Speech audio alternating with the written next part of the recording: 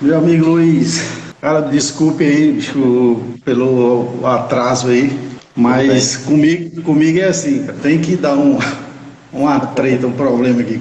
Quando eu tô gravando aqui, certo? Mas para que eu não perca, que já aconteceu, de não conseguir salvar aqui no Instagram, eu tô salvando lá no, gravando lá no computador, sabe? Aí na hora que começou aqui, o bicho, puf. Que desgraça! Misericórdia!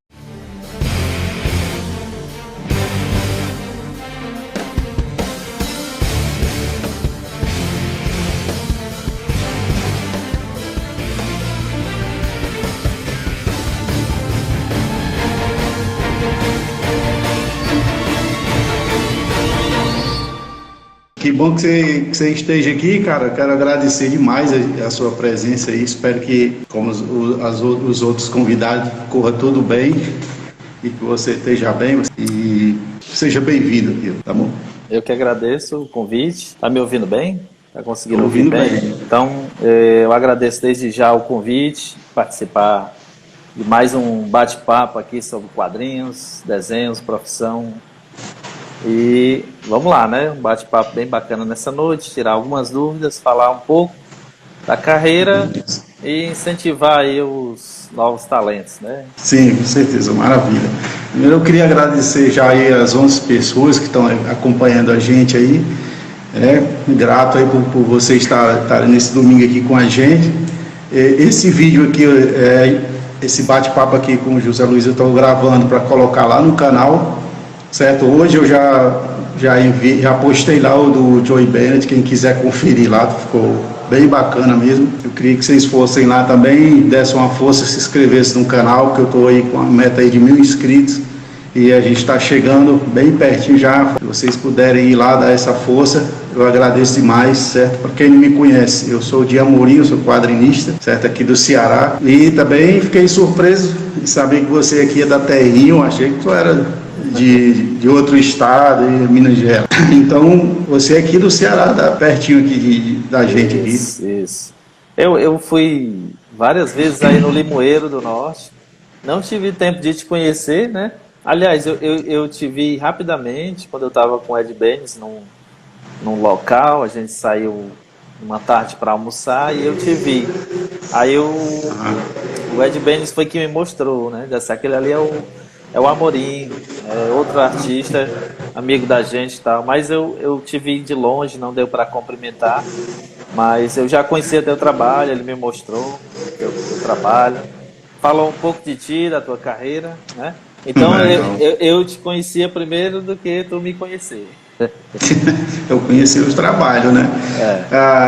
Que legal. O Ed Benes tem uns cabelos brancos lá, devido a mim, culpa minha, né? De tanto ir lá pedir, corrigir lá os desenhos e tudo, que ele pacientemente sempre fez. Isso. Beleza, mas você é especificamente aí de que cidade? Qual bairro? Eu sou aqui da cidade de Itapipoca, interior, né, do Ceará, 130 quilômetros de Fortaleza. Então, quando eu ia até o Limoeiro, né, então é uma viagem gigantesca, porque até Fortaleza eu pegava ali duas horas e meia de viagem, e ainda ia até o Limoeiro, que dava mais umas 4, 5 horas, né? Sim. Mas é uma cidade boa, terra dos três climas. Aqui é praia, serra e sertão numa só cidade. E eu nasci nessa terrinha, me criei e pretendo continuar por aqui, né? É uma terra que eu gosto. Gosto muito. Certo. E você desenha desde pequenininho mesmo? Eu sempre me identifiquei com o desenho para mim foi tudo, né? É aquela parte que você desde criança começou a mexer, como geralmente é uma criança que gosta de música e permanece gostando e se torna um músico, da mesma forma foi desenho para mim. Desde pequeno desenhei, nunca larguei a prática de desenhar, de estar desenhando constantemente até chegar aos dias atuais, né? Onde eu, graças a Deus, me identifico com o nome de quadrinista, ilustrador.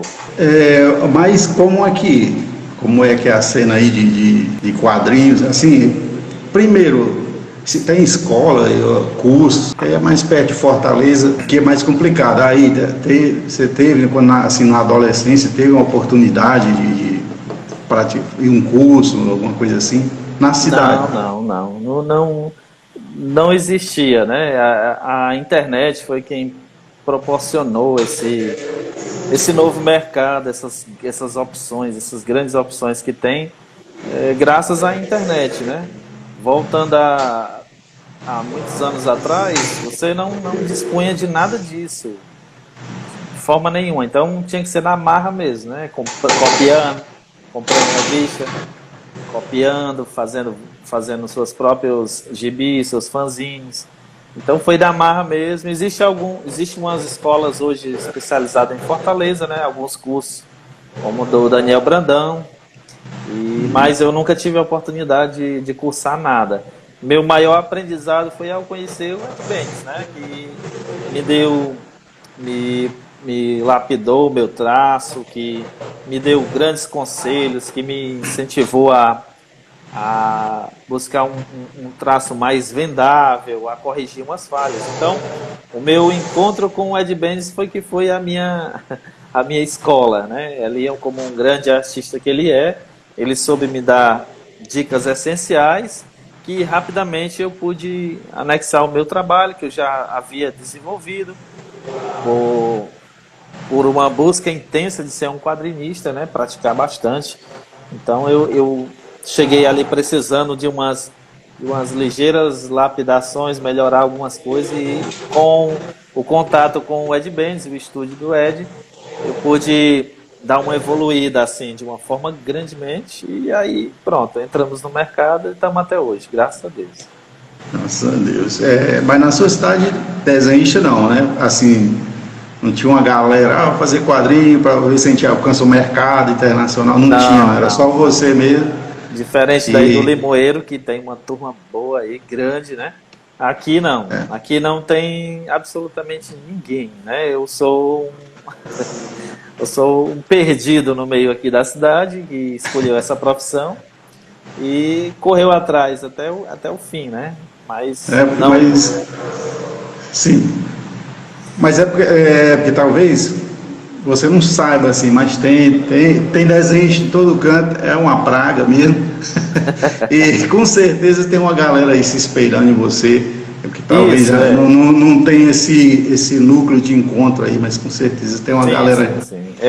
Tá até surgindo uma equipe geek aqui, o Ita Geek, que está fazendo eventos, já estão incentivando o povo a gostar mais da cultura pop, e já me convidaram como alguns dos participantes, né? Então o povo está realmente, depois que a gente abre o caminho, começa a surgir vários jovens interessados também na profissão, em fazer quadrinhos, ou seja independente, ou seja entrar no mercado. Você começa a virar um referencial e a incentivar novos talentos. Sim, com certeza. Aqui também começou com um, né? E agora já tem um manancial. Você fazia, antes de ir para o mercado, você trabalhou em outra coisa, você fez outras coisas aí para... Enquanto você estudava, né? Tem que comer, tem que pagar as contas. Exatamente. Sim, a partir dos 18 anos já comecei a ingressar no mercado de trabalho. Trabalhei em empresas normais e depois fiz concurso público, passei em 2 concursos e desde então pensei até em assumir. Foi tudo ali pertinho, sabe? Eu já estava até casado e tudo, né?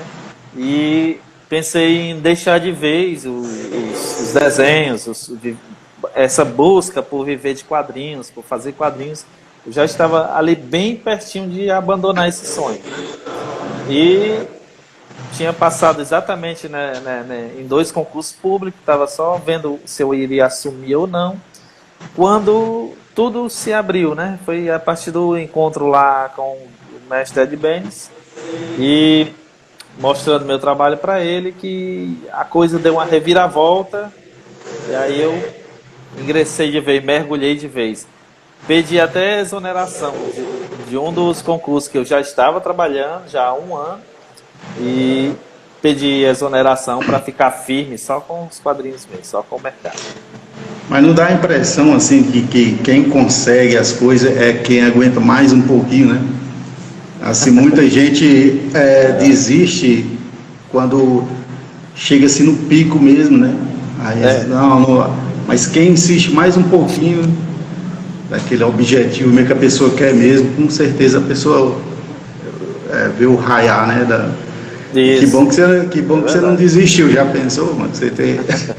Certo que o que é para ser, eu acredito que seja assim mesmo, mas você ia pegar um desvio enorme, né? Talvez trabalhando nesse outro trabalho, sim, que talvez nem realizasse você profissionalmente. Ainda bem que você deu mais um passo, vou aguentar mais um pouquinho aqui, vou mais um pouquinho em frente, e deu certo, né? Exatamente. Você fez trabalho para o Brasil, assim, quadrinho nacional, alguma coisa nesse sentido? É assim, eu sou um artista muito procurado pelos os quadrinistas, aliás, pelos quadrinhos autorais brasileiros, né? Eles não desenham, então muitos entram em contato comigo para desenhar as páginas. Eu não disponho muito de tempo para fazer os trabalhos completos, de um quadrinho completo, então eu ajudo naquilo que eu posso. Eu sou um grande incentivador do quadrinho brasileiro, né? E já fiz vários trabalhos para os Invictus do Rafael Tavares, né? Um grande amigo aí de Fortaleza. Então eu comecei ali ajudando, fiz várias páginas para ele, fiz capas, fiz pôsteres e desde os Invictus começou a surgir vários trabalhos. Eu recebo convite, eu não gosto de deixar, de abandonar esses brasileiros que estão tentando ali ingressar, jogar o seu trabalho no mercado, deixar conhecido. Então, aquilo que eu posso, por exemplo, eu não posso fazer a revista, mas eu digo, cara, eu tenho um tempinho para fazer uma capa, se tu quiser, eu faço a capa, ou faço um pôster se tu quiser, um pôster de divulgação, alguma coisa assim, para sempre estar ajudando. Então, eu participei aí de muitos trabalhos brasileiros, né? Tanto é que quando eu vou na CCXP, eu recebo muita já revista impressa do pessoal que eu fiz as capas, fiz os posters, eles vão deixar na minha mesa. Isso para mim é gratificante, porque depois eu recebo isso tudo, não me importando com o valor que se paga, mas com o reconhecimento desses artistas, né? Que falam muito de mim, vão divulgando e fazendo meu trabalho ir mais longe, através do esforço deles também. Então, ajudar os quadrinhos brasileiros, para mim, é uma gratificação, é uma alegria grande. É massa. O pessoal chegar e dizer, saiu a revistinha, ela que tu deu aquela força. Exatamente. Deve ser bacana, filho. E esse negócio de você chegar aí no mercado internacional, você pode me contar aí como é que foi esse processo aí? Você foi agenciado, ou você já foi direto das editoras, mandando páginas de amostra? Como é que é esse processo aí? Antes da internet, eu tentei várias vezes, mas todas fracassadas, né? Antes desse grande advento da internet, da facilidade que você tem hoje. Hoje é muito fácil você chegar até próximo daqueles que podem avaliar o seu trabalho, né? Seja por redes sociais ou seja pelos e-mails. Na época não, na época eu me aproveitei de uma revista que saía todos os meses na banca ensinando a desenhar, né? Como aprender a desenhar. Aí numa delas, no final, tinha um catálogo enorme de endereços de editoras. Elas disponibilizaram ali umas 50 editoras, se eu não me engano, com os endereços. Então aí eu me fiz, né? Eu aproveitei essa revista, fiz xerox de vários trabalhos meus, coloquei em vários envelopes e pelos endereços daquela revista eu mandei vários, né? Aí voltaram a maioria porque a editora tinha fechado, mudado de lugar, o endereço não valia mais, não tive resposta. Então foi eu que eu fui ficando cada vez mais desapontado, meio assim, porque não tinha como chegar até eles, né? E até que eu pude ir numa banca, eu já contei essa história em outras lives, mas vale a pena reprisar. Sim. Até que eu fui numa banca, a banquinha daqui, muito conhecida, e comprei uma Wizard Brasil, né? Uma revista Wizard que tinha uma entrevista com o Ed Benes.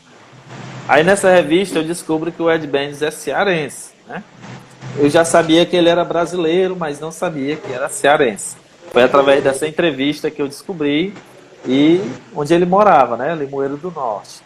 Então eu fui me programando, fui ver aonde ficava, a distância da minha cidade e fui procurar algum amigo meu, entre os meus amigos, que tivesse um parente lá, para que fosse possível a gente embarcar numa viagem e ter onde ficar, né?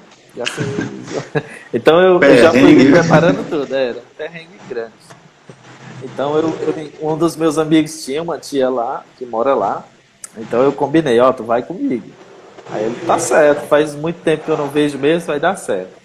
Então eu me preparei e a gente embarcou para Limoeiro. E há poucos dias foi ele que me lembrou disso, que eu falei para ele e eu não lembrava mais. Que ele, na viagem, durante a viagem, eu disse para ele que essa era a minha última tentativa. Né? Eu disse para ele, é tudo ou nada.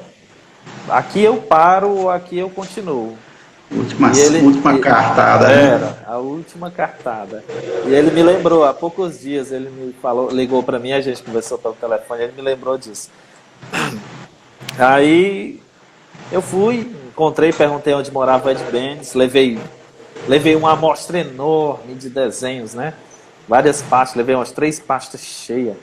E procurei o Ed Benes na cidade, a cidade é pequenininha aí, né? Limoeiro pequeno, todo mundo conhecia.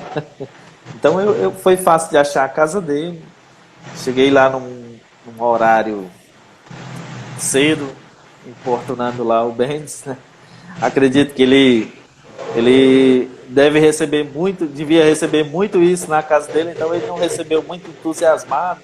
Mesmo assim foi gente boa. Abriu. Não, eu entendo completamente. E pediu para mim entrar e sentar lá, né? O que tu tem para mim? Ele disse, né? Eu mostrei meu trabalho, deixei ele olhar a minha pasta, ele olhou. Ele olhou ali. Mas hoje você mesmo, se fosse você ir lá agora, recebendo você com a sua pastinha lá, os desenhos já estavam legal, você sendo crítico aí, o que você acha? Já estava legal assim para impressionar um quadrinista assim, já de nome? Ou você olhando hoje aquelas mais antigas, não era para ter levado? Não, hoje eu não levaria nada do que eu levei. É outra época, né? Era outro tempo. É incrível como o mercado avança, como a cada 10 anos há uma reviravolta enorme naquilo que você pode oferecer para o mercado. E você tem que estar exatamente se reciclando, né? Senão você fica para trás. Em cada 10 anos dá um salto, uma mudança gigantesca. E você pode, se você não correr junto numa busca por uma melhora, você pode acabar ficando cada vez mais esquecido ou para trás, né? Então não, hoje eu reprovo minhas amostras que eu levei. Só que o que foi interessante é que o Benes viu em mim justamente alguém que, como eu tinha dito, que vinha de uma cidade pequena no interior. Eu acredito que ele viu em mim um talento que sozinho já tinha algo legal para mostrar. Imagine com a orientação dele, né? Ele viu um potencial já. Teve aquele olhar de mestre, de professor, né? Que poderia ajudar. Então ele, assim que ele terminou de ver meus trabalhos, ele fechou minha pasta, perguntou onde é que eu estava escondido esse tempo todo, né? Eu achei bem bacana esse dele. Aí a gente trocou as ideias e desde então, isso aí foi em dezembro de 2006 e logo em janeiro de 2007 eu já estava com uma galeria com o Kurt, né? Uma galeria aberta, com trabalhos à venda e já podendo vender meus trabalhos assim, mensalmente de uma forma incrível, já podendo dar adeus ao concurso, ao trabalho que eu tinha antes, né? Em poucos meses eu já me livrei de tudo isso e fiquei dedicado só ao desenho. Você viu o caminho era esse, claramente, né? Isso, exatamente, exatamente. Agora, você fazia página de amostra, né? De história, as histórias, assim, 5 páginas, 6 páginas. Você pegar esses roteiros aonde, né? Você criava mesmo da cabeça? Sempre eu fiz páginas de cabeça. Eu preferia brincar com as ideias do que pegar um roteiro que todo mundo já tinha desenhado, né? Então eu tava ali. É, decidia um herói, primeiro eu escolhia o personagem e eu mesmo ia brincar, fazendo 3 a 5 páginas. Mas eu aprendi que você precisa mostrar só essas 5 páginas muito tempo depois, né? Antes não, antes eu já vinha com uma rotina. Porque uma coisa muito comum é que os jovens perguntam como receber uma revista para desenhar e tal, ter que entregar uma revista inteira por mês. E eu sempre digo isso. Você tem que ter essa rotina antes de chegar lá, que era algo que eu tinha. Eu já desenhava muitas horas por dia, entendeu? Eu já gastava muito tempo sentado, eu já passava horas e horas praticando. Então eu desenvolvi já essa força para ficar horas e horas ali sobre uma mesa trabalhando. Se não for desenvolvido antes, quando você chegar no mercado, que o mercado às vezes é sufocante, é uns prazos assim, uns prazos inacreditáveis, você não ganha tempo quase para descansar. Então muitos artistas podem fracassar, né? Eles se desanimam, eles se deparam com aquele prazo absurdo, que não conseguem botar qualidade, que o seu trabalho cai ali drasticamente a qualidade, ele não apresenta um bom trabalho. Então, já é bom você desenvolver desde já esse hábito de desenhar várias horas, de estar ali várias horas sentado, rabiscando, porque ao entrar no mercado o negócio é sério. Então, como eu já havia desenvolvido essa rotina, né, de desenhar entre 10 a 16 horas por dia, esse era o meu limite, né? Então, quando eu entrei no mercado, eu fiquei de boa. Eu pude aguentar prazos até mesmo, alguns absurdos, como você tem um prazo menor do que o tanto de página, né? Você tem 22 páginas para desenhar em 14 dias. E isso aí se torna meio absurdo, né? E manter a qualidade, né? O cara manter a qualidade. não dispensa esse detalhe, né?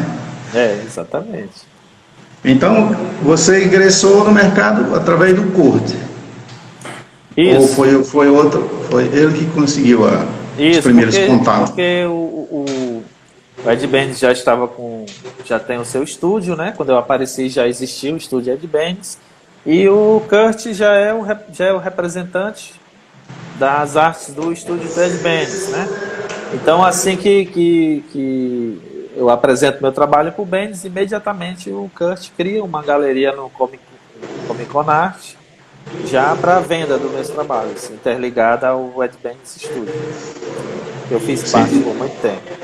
Mas você já foi para as editoras grandes ou você começou galgando aí com editoras medianas, assim? Não, eu fiquei um ano com venda de artes, né? Ali fazendo inúmeros desenhos para venda, só mantendo a galeria repleta de artes. Durante esse primeiro ano todinho foi só vendendo artes.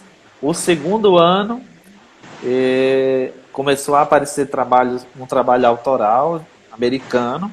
Aí eu tive a oportunidade de fazer junto com o JP. Foi nosso primeiro trabalho publicado, o primeiro trabalho para os Estados Unidos. Mas era um trabalho pequeno, né? E o trabalho de fato, o grande trabalho de fato, já foi para DC Comics. Isso aí foi graças ao Ed Benz, que pediu uma licença, pediu uma edição de folga, ele já vinha ali numa rotina gigantesca de trabalho, então ele queria dois meses de folga, então ele pediu para passar o número próximo da Liga da Justiça para mim, né? Ele me indicou para ser o artista do próximo número de Liga da Justiça. Então, meu primeiro trabalho oficial já foi para DC Comics, Liga da Justiça, o maior título da editora, né? Um desafio gigantesco. Foi um trabalho assim... Um belo salto, né? Mas era aqueles trampolim tudo ou nada, né? Você podia se dar bem, eu podia... Com esses prazos, né, que você falou, apertadíssimo, né? Que foi justamente Liga da Justiça. Eu assumo no lugar... O próximo título no lugar de um grande artista que vinha fazendo um trabalho fenomenal. O Ed Benes me coloca a edição 22 páginas, eu tinha que fazer em 14 dias. Né? E para que isso tudo pudesse dar certo, eu viajei, fui para ir para o Limoeiro, né? Fui para o estúdio, fui trabalhar no estúdio, diretamente no estúdio, para a produção ser rápida. Mas ao chegar aí, eu precisaria muito da ajuda do Benes para desenvolver os layouts, porque ia ser minha primeira vez. Ler um roteiro, criar layout, mandar para aprovação. Eu não sabia desses processos. Então, isso tudo para mim era pressão, né? Mais pressão impossível, né? E para piorar, ainda teve uma pior ainda. Teve uma piora grande.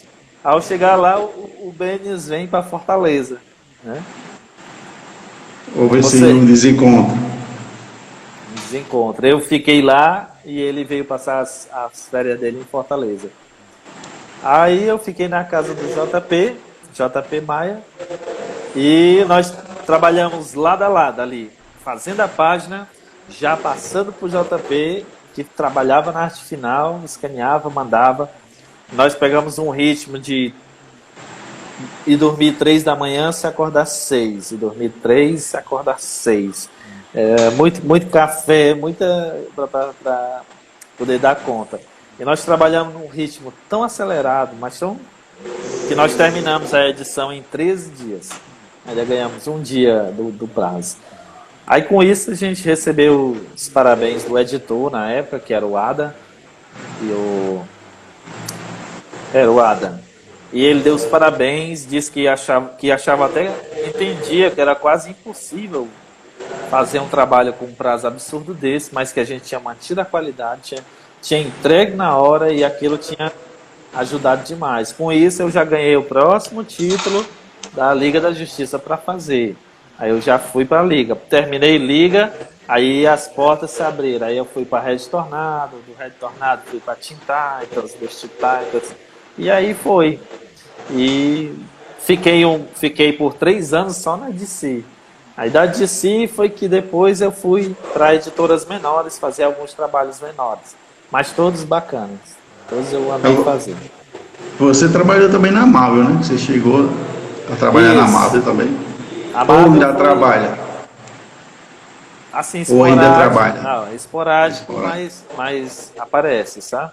Porque não dá nem tempo, assim, graças a Deus, ao terminar um trabalho da DC, já vem a proposta para um novo, né?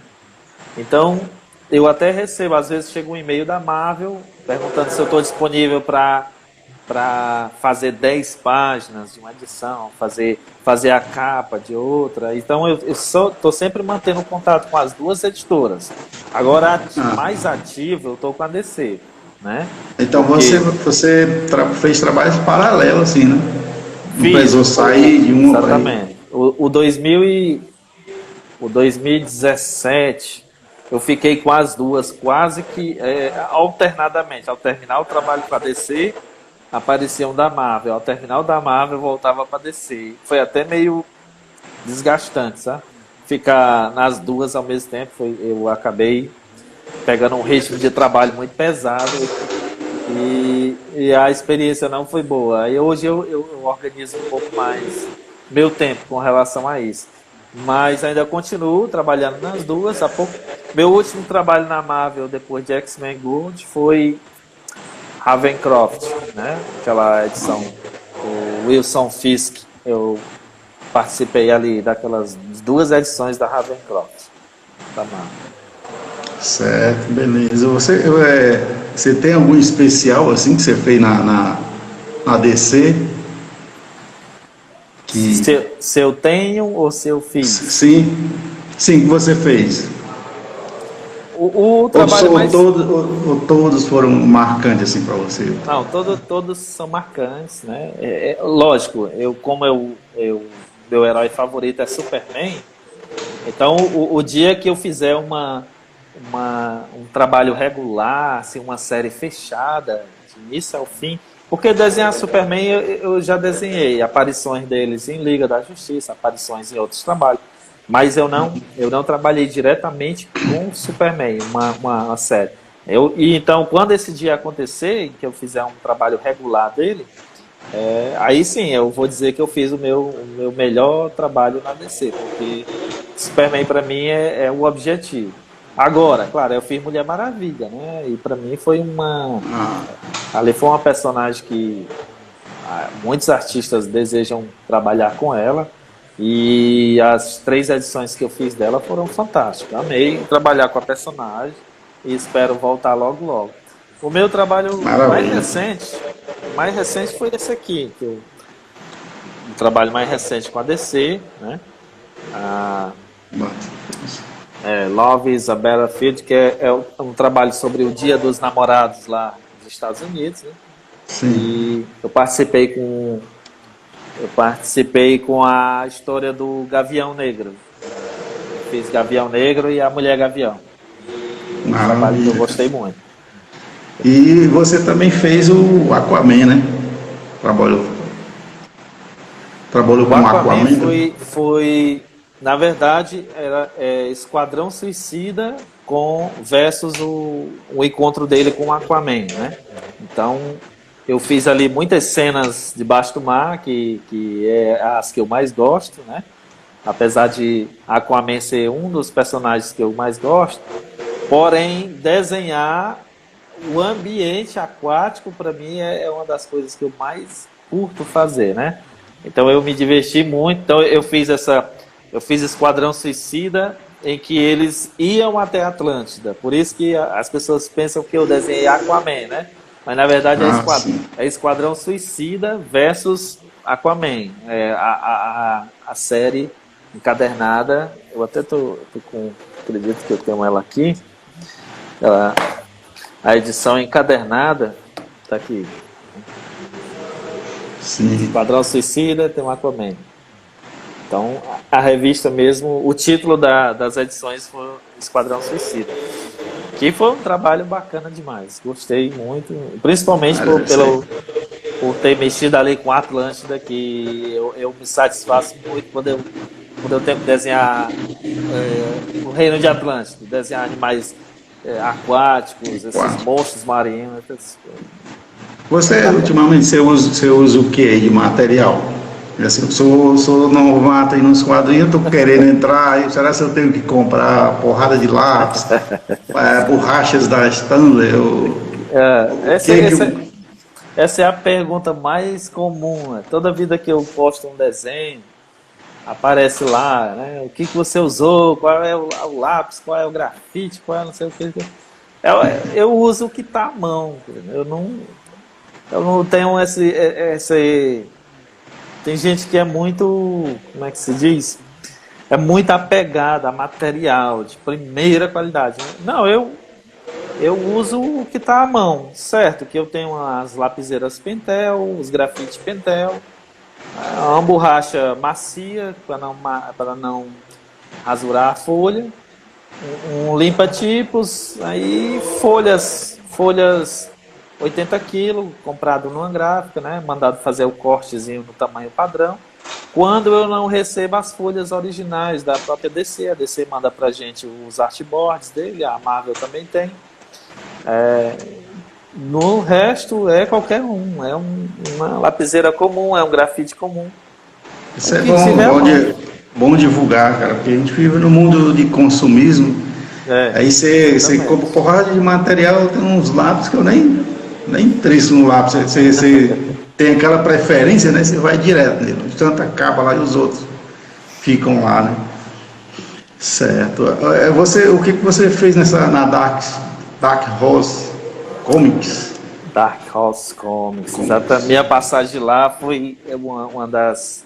É marcante porque eu passei lá justamente para fazer o maior herói, né, da editora e um dos meus sonhos também, que era Conan, né? Então eu já fui direto na Dark Horse com a proposta de desenhar uma edição especial do Conan.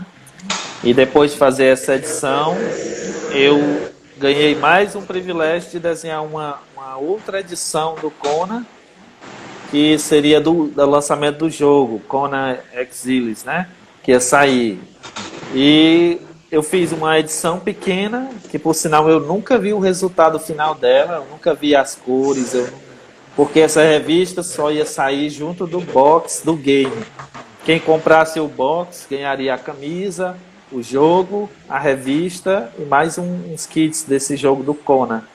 Então passou tudo pela Dark Horse. Então minha passagem por lá foi justamente para desenhar um dos personagens que eu mais queria, né? E foi mais uma parte que eu galguei na carreira, que para mim é um orgulho de ter eternizado o Conan ali com os meus traços.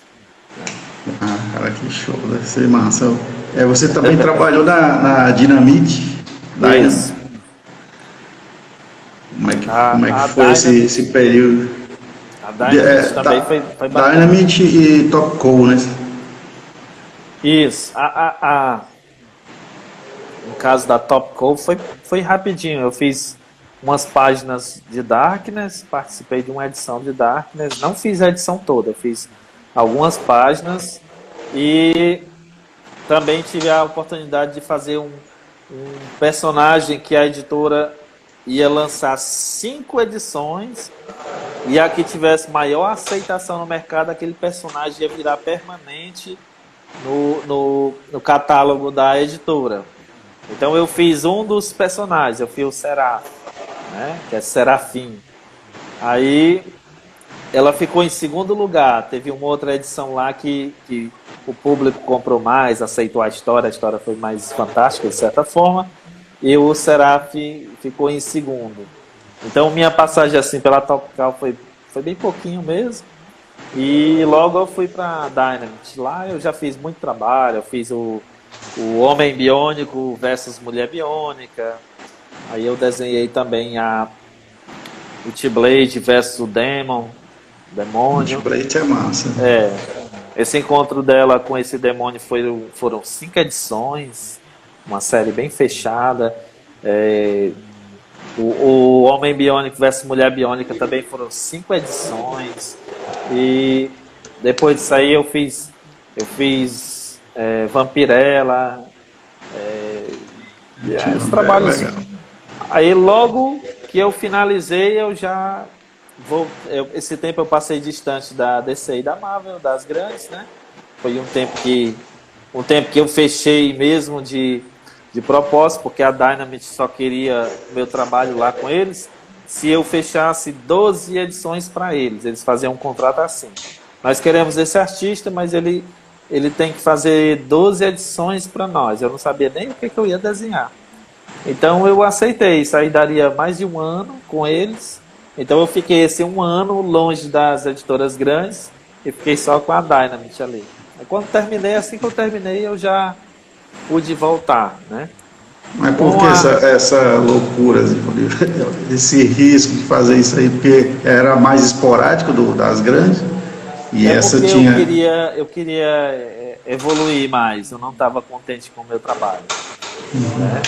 Eu não estava muito contente com o meu trabalho, mesmo que eu já tinha feito para DC, eu estava querendo uma renovação no traço, eu estava querendo uma mudada, uma guinada, e eu não podia fazer isso sem continuar trabalhando, né? Então eu achei que uma editora pequena, ficar fixo ali numa editora pequena seria uma oportunidade de eu polir o meu trabalho, dar uma mudada completa, para quando eu retornasse para as outras, eu já mostrar algo bem diferente. Né? Então, para mim, foi perfeito. Eu gostei demais desse tempo nas editoras. Eu nunca vi a editora pequena por esse olhar de paga pouco, não. A minha questão mais de ver uma editora pequena é personagens não conhecidos, né? Você trabalhar com personagens que não têm conhecimento. Primeiro, porque nunca vêm para cá para o Brasil. Segundo, eu nunca recebi os exemplares direitos, somente de algumas. Conan eu nunca recebi da Dark Horse, eu nunca recebi. A Dynamite mandava todas pro Kurt, o Kurt enviou para mim, então graças a ele eu tenho, né? Outros trabalhos que eu fiz eu nunca vi, eu não tenho nenhum exemplar comigo. Então tem esse problema de editoras menores, mas minha passagem por elas foram gratificantes, eu gostei demais de trabalhar com eles. E é pequena entre aspas, né? Exatamente. São Como eu bem disse, conhecidas, né? a gente não coloca elas como editora pequena pelo valor que ela paga o artista, não é isso. Ela é pequena pelo alcance que ela tem do mercado, né? A gente chama de uma editora pequena, aquela editora que você vai fazer um trabalho e seu trabalho não alcança como as outras que são chamadas de grandes editoras, né?